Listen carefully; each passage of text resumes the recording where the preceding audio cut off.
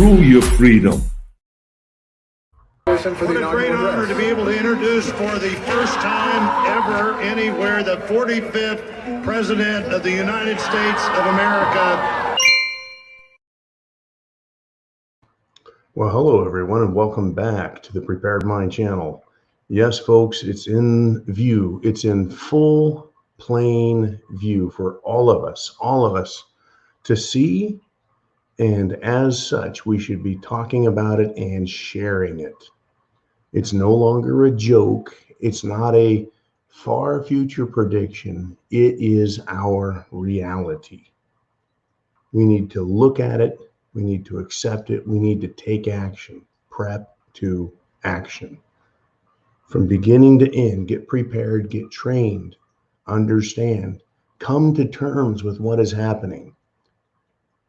Once again, how do you talk about these topics and then use the United States of America as the example, front and center? The example we have is our own country now. We don't have to look to Australia.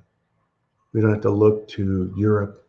We don't have to look way back in history to the communist murderers or the Nazi murderers. We know what they did way back then, and we're seeing an exact duplicate of it happening now. I am going to cite for you a couple examples.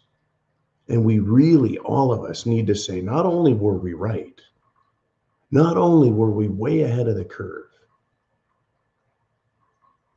but this is real.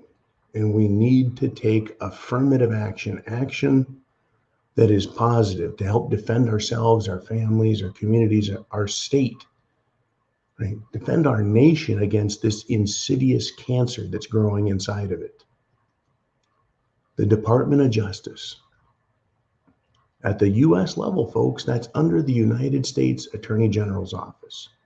The DOJ has been opening an elected congressman's mail from his constituents, from private citizens, opening it, right, before it gets to his office. And Louis Gohmert, Representative, Republican Louis Gohmert, spoke about it on the House floor. I recommend you get the link here on Patreon. I recommend you get it and just listen to what he has to say. See, in order for the Department of Justice also to get his mail, they have to have the Postal Service redirect it, that is, hand it over to the DOJ. So they're handing over private mail of a political nature. How do we know they haven't removed mail, removed items? How do we know? How can we trust the Department of Justice? Does it have a warrant? That's right. You're supposed to be secure in your papers. The word paper is right there. Your papers aren't secure if they're going through non-postal avenues and they're being examined. How many have been pulled aside? How many have been removed, lost, if you will? You see, this isn't about mail, though. This is about government not obeying the law, right? So we have this mail issue. A couple of days ago, we had the Washington, D.C. Metropolitan Police dressing like construction workers, right? Raiding a congressional office, intimidating staff, lying, etc., of also Republicans, right? We have FBI, the Federal Bureau of Investigation, arresting people on a national scale for trespassing on public property. Again, let me say that again, trespassing on public property, and then holding them without bail and claiming the crime committed is that of insurrection. Insurrection being the attempt to overthrow a government. That cannot be done, folks, by trespassing. It cannot be done by chanting or protesting. Insurrection cannot be accomplished by waving signs and flags. See, all of those actions are called protest or redress of grievance. They are considered sacred in our country. They are considered a human, natural, God-given right. Yet the FBI is arresting people for doing just that, exercising rights. Oh, and by the way, the FBI is not arresting Antifa and BLM members for setting fire to and destroying federal courthouses and courthouse property and other federal monuments. Welcome to SHTF. Welcome to it hitting the fan. Folks, whether you call it, right, the Stasi or the KGB, those veritable communist, abusive law enforcement agencies, or whether you call it the SS, secret police or Gestapo of the Nazi Germans, who would arrest people, detain them, torture them, kill them, put them in gulags, put them in concentration camps, work them to death, or just execute them on the spot. It all started the same way, using radicalized youths to intimidate people, to commit crimes, using as accomplices the police and paramilitary government organizations to harass the people, intimidate the people, arrest the people, violate their rights. The same exact steps are being taken. How was it that the German people allowed someone as bad as Hitler to take control?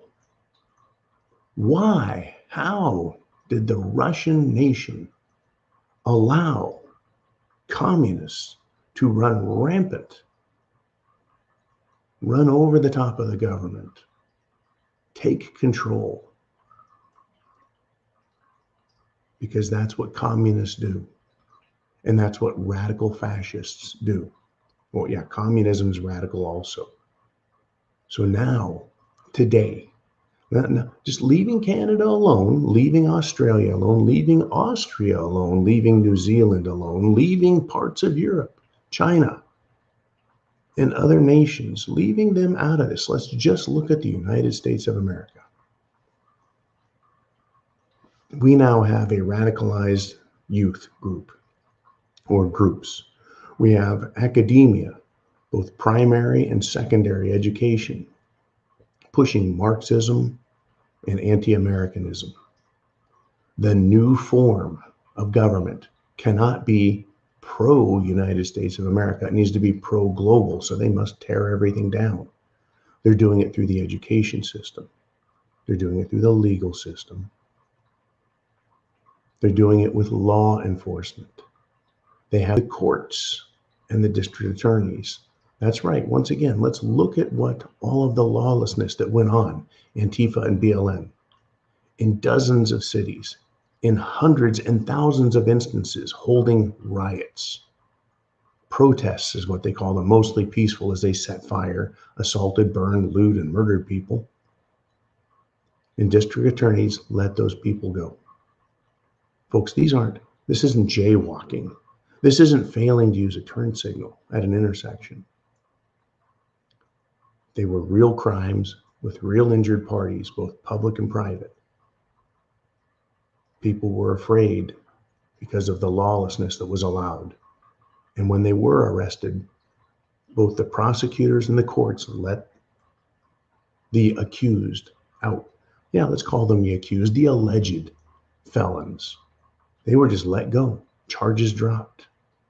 And then they were put on planes and buses and bused or flown to the next protest site. That is how radical this government is. And that was before this government had power. That's right. Joe Biden and Kamala, VP Kamala, who was applauding, encouraging the destruction caused by these protesters. Before she was even vice president, now she has immense power as vice president. And Biden has immense power as president, so much so that he thinks he can tell everyone what to do at every given moment during the day. But that is the reach that these people believe they have now. That is the power they're willing to exercise. Do you think it's not going to be like that in 2022? We've got elections coming, folks. We have the DC police. We have the Department of Justice violating the law. There's no investigation of them going on. Where is the policing of the police in this matter? Who polices the FBI?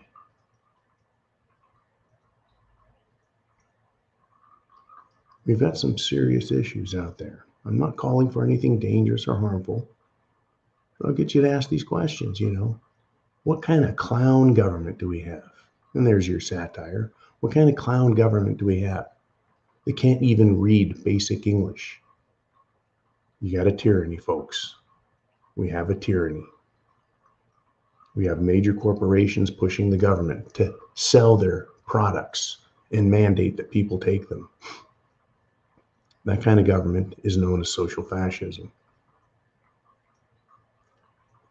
Look out. Get prepared. Spread the word. It is time that we really get loud, because the left, the political left, the anti-America crowds, they're going to get very loud. Fight for your country, folks. Get prepared. Chance favors. The prepared mind is yours. Semper Fi. Godspeed.